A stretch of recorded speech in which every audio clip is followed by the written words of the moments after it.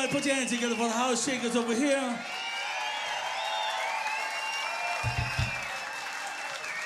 Mr. Mick Fleetwood over there. And the Beach Bar Rum Man over here. It's a Sammy Hagar, people, come on. Oh! It's the winning king! It's an honor. So we gotta be honest with y'all, we just rehearsed all of these songs within the last 20 minutes before y'all came in. So, you know, we expect a standing ovation after every tune.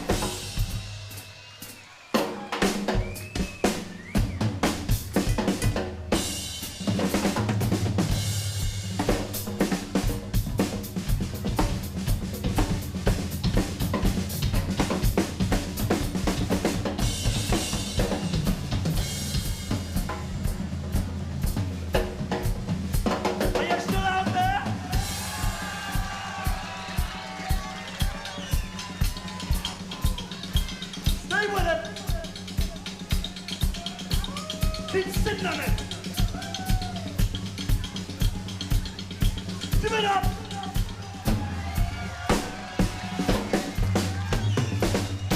I'm sitting here with my dear friend, old buddy, Mr. Mick Fleetwood. Wow, Mick, where did you buy all these paintings? Did people give them to you? Or No, this is actually a part of a continuum of, originally it was a gallery, and then about a year ago, this gallery here is a sort of annex part, which is the Morrison Hotel Gallery. And they specialize in rock and roll photography, as you can see. It's a real And deal. yeah, it is the real deal. It's sort of quite daunting in a way. It kind of weakened me when I walked in because, you know, I'm Sammy Hagar, you know, I felt like I was up for this thing, and I walk in here and see all these legends, I'm going, See, I get to put like my own band on the wall. I'm not worthy to be here, but I am here, and I'm going to interview Mick. So let's get right to it. To me, being near and dear to my heart, how do you enjoy having your own restaurant and music hall? It's a self-fulfilling prophecy in terms of I'm a player, you're a player, singer. We know where that energy comes from. So yes, this is a restaurant, and in your own world you have a similar ingredient, you know, with your own place. So it's always a foil to fulfill that part of you which never stops, which is, it wouldn't be that as talking to your wife. It's like going like, well, it's not that long before he's going to be back on some stage somewhere. Yeah. So this is part of that. We run a great restaurant. We have the gallery and so forth. But selfishly, it's a place, as we're going to be getting into a little later, where I can grab you and we can do what we love to do, which is to play and be around music. It's very, very special, very spiritual. Very but special. Speaking of going on tour, so how, I mean, at your age, like you said, you're working harder than ever, and I'm not criticizing you because I'm as stupid as you. I think I'll come up with a new title for the show. I'm not dead yet. Yeah, he's not either. But it's for you to go out with Fleetwood Mac and how long did you do that last tour? It was about 18 months. 18 months. On and off. Yeah, and then you turn around and you go out with the Mick Fleetwood Blues Band. I went straight back down to Australia, the Blues Fest, about 4 months, no, less than 4 months afterwards, and did Australia and New Zealand, and I just recently did, in fact, I was in communication with you from the back of the bus, and that was a comedic moment in itself. I love to play, and as you know, Fleetwood Mac was a blues band with Peter Green back in the day, 1967. So anytime I get a chance to do that, within reason, I go out with the blues band. Elements of that, of the players are playing with the band tonight. And what do you get from the Mick Fleetwood Blues Band that you don't get from Fleetwood Mac? Or, I mean, I know it's not a financial bus thing. Trip. No. Well, you could say, but do you have some kind of musical expression freedom, or you just like to go back to your roots of playing the blues? I get more freedom. Yeah. And I'm a rock and roll drummer, and to whatever avail that is, my home and my training ground, boot camp, was playing blues and rock and roll. Raised on not that early Fleetwood Mac isn't a rock and roll band, but it's a lot more conformed to certain disciplines. Here, if I want to get up off the drum kit and walk forward and tell a Shaggy Dog story, I'm able to do that. And as a player, there is more freedom for me. I'm really impressed. I mean, it's like they obviously love what you're doing. When I hear you play drums, I know you love what you're doing. Love it.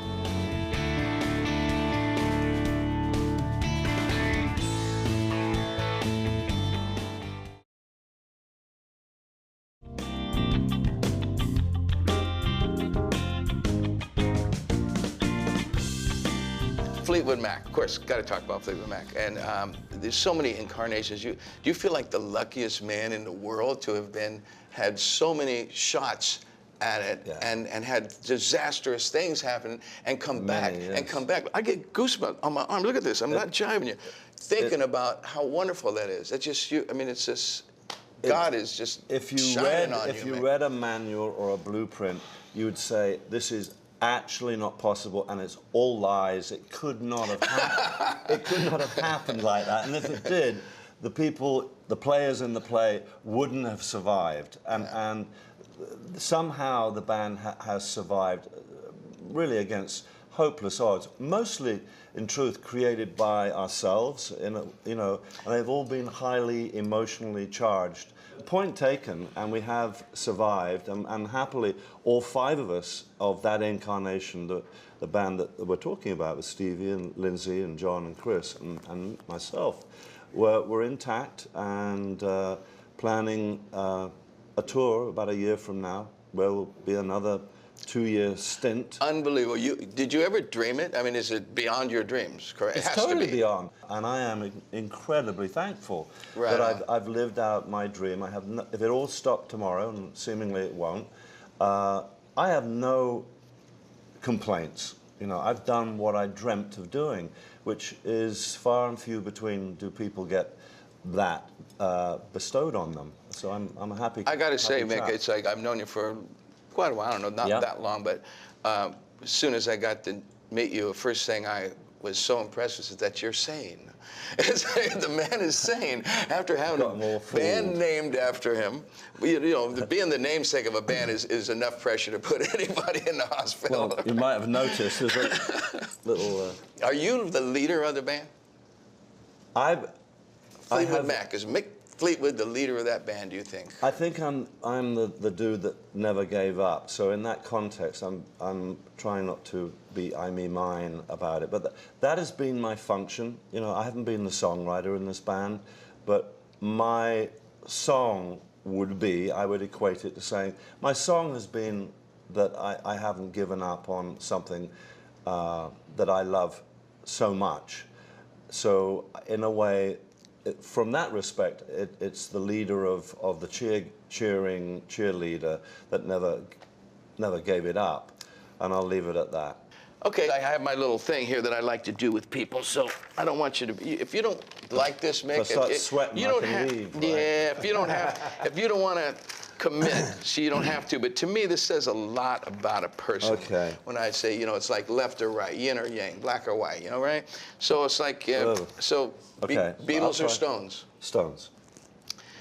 Percussion or melody? Melody. That's surprising. Porsche or Ferrari? Porsche. Tequila or rum? Rum. It's British. Lindsay or Peter? Both. Ah, I knew it. I knew you couldn't do it. I knew you couldn't. So, Mick, why don't you show me around your place? I want to see some of the memorabilia. I want to, feel the soul of this place, and then we'll get up there and play some music and jam and stuff, right? Boom. Bam. Hey, we'll be right back with some of that.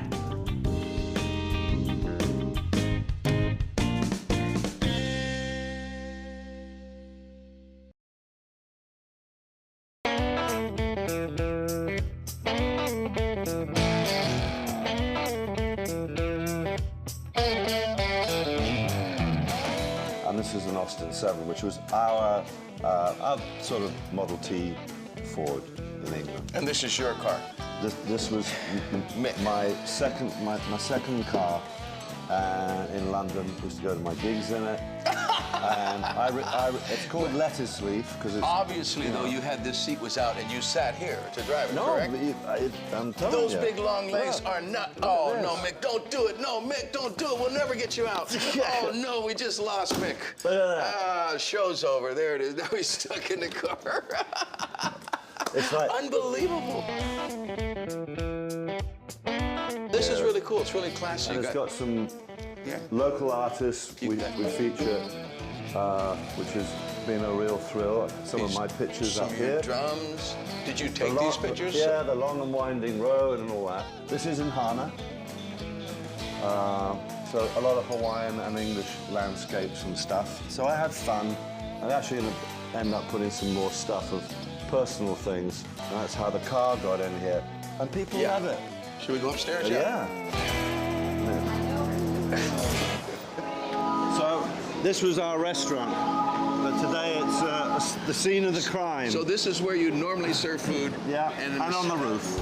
Upstairs, we've got handcrafted cocktails, we've got culinary excellence, casual, elegant atmosphere. Down here in the gallery and in the store, it was created a year after the restaurant opened because people wanted to take a little bit of something home. Morrison Hotel Gallery, the first gallery opened up 15 years ago in New York City. It's all fine art music photography. A lot of people call it rocker photography, but there's all different genres of music spanning 40 years. Very iconic images. The music in memories is incredibly strong. People come into our gallery and they see these images on the wall, and just like yesterday, it's real again, and it gets emotional. And it's wonderful to be able to pair that together.